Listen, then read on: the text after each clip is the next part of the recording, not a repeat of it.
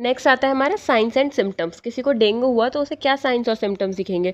उसे फीवर होगा, हेडेक होगा, मसल और जॉइंट में पेन होगा, वॉमिटिंग होगी, रैशेज होगी, या फिर हेमरेजिक मैनिफेस्टेशन भी हो सकता है। नेक्स्ट आता है हमारे फैक्टर्स डिटरमाइनिंग द आउटकम। मतलब कैसे डेंगू भी काफ़ी तरह का हो सकता है। सबसे पहले हम देखेंगे कि इन्फेक्टिंग सीरोटाइप। जो हमारा इन्फेक्टिंग, मैंने आपको बताया 4 सीरोटाइप होते हैं इसमें, DNV 1, 2, 3 एंड 4। तो टाइप सेकंड जो होता है DNV 2 जो होगा वो हमारा सबसे ज़्यादा डेंजरस होता है अदर सीरोटाइप से। फिर एज की बात करें तो जिन बच्चों की एज 12 ईयर्स से ज़्यादा होगी वो ज़्यादा प्रोन होते हैं to develop dengue haemorrhagic fever and dengue shock syndrome. फिर हमारे आता है सीक्वेंस ऑफ इन्फेक्शन, मतलब कैसे कैसे इन्फेक्शन हुआ उसे। तो फर्स्ट सीरोटाइप से सबसे पहले इन्फेक्शन हुआ, फिर उसके बाद it is followed by second seems to be more dangerous and developed into dengue haemorrhagic fever. अगर किसी को पहले सीरोटाइप से इन्फेक्शन हुआ फिर उसके बाद उसे क्या हो गया, सेकंड टाइप भी हो गया, तो वो हमारा बहुत ज़्यादा डेंजरस कंडीशन हो जाएगी और वो डेवलप हो जाएगा हमारा डेंगू हेमोरेजिक फीवर में। फिर हमारा डेंगू ड्यूरिंग प्रेगनेंसी, मतलब perinatal transmission of dengue infection can occur पेरीपार्टियम।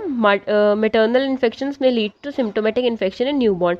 किसी अगर कोई प्रेग्नेंट मदर है और उसे इन्फेक्शन है तो उसके जो वोम्ब में चाइल्ड होगा, न्यूबॉर्न बेबी जो होगा उसे भी जो मतलब जब वो न्यूबॉर्न होगा तो उसे भी इन्फेक्शन होने की चांसेस हो सकती हैं।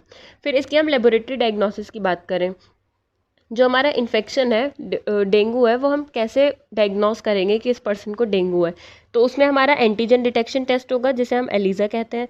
फिर आएगा हमारा एंटीबॉडी डिटेक्शन जिसमें आएगा हमारा मैक एलिजा, इसमें हम इम्यूनोग्लोबुलिन M चेक करेंगे।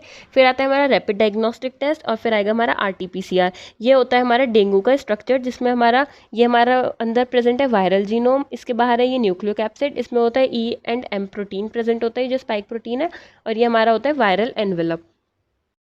फिर हम इसके ट्रीटमेंट की बात करें तो इसमें डेंगू में कोई भी स्पेसिफिक एंटीवायरल थेरेपी नहीं होती है। जैसे हम उसमें दे रहे थे HIV में या फिर हेपेटाइटिस में, तो इसमें कोई भी स्पेसिफिक एंटीवायरल थेरेपी नहीं होती है। इसमें क्या होता है, हमारी जो प्लाज्मा क्लासेस होती हैं उनका रिप्लेसमेंट होता है, और जो हमारा इलेक्ट्रोलाइट और मेटाबॉलिक डिस्टर्बेंसेस हो जाते हैं, मतलब इलेक्ट्रोलाइट इम्बैलेंस या फिर मेटाबॉलिक इम्बैलेंस हो जाते हैं, तो उसे हम करेक्ट करते हैं।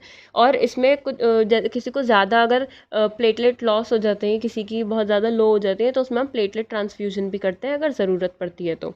फिर हम कैसे प्रिवेंट कर सकते हैं कि डेंगू नहीं हो? इसमें हम मॉस्किटो रिपेलेंट प्रोटीन का यूज़ कर सकते हैं, या फिर जो हम लॉन्ग स्लीव्स पहने और फुल पैंट्स पहने इवनिंग टाइम में एज एडिशनल प्रोटेक्शन। फिर डेंगू की हमारी वैक्सीन होती है, लाइव अटेनुएटेड वैक्सीन, सब यूनिट वैक्सीन और डेंगू वैक्सीन, जिसमें आती है हमारी CD4 TDV।